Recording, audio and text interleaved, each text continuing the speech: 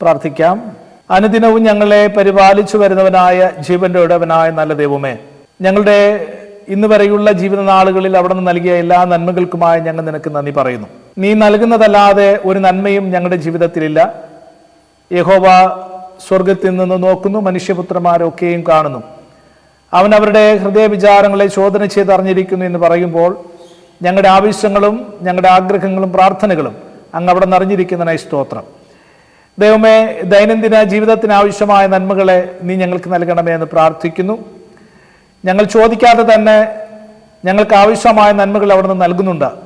എങ്കിലും അപ്പന് മക്കളോട് കരുണ തോന്നുന്നത് പോലെ ഞങ്ങളോട് കരുണ തോന്നേണ്ടതിന് മക്കളെന്ന അവകാശത്തിൽ നിന്നുകൊണ്ട് പിതാവായ അങ്ങയോട് ഞങ്ങൾ പ്രാർത്ഥിക്കുന്നു.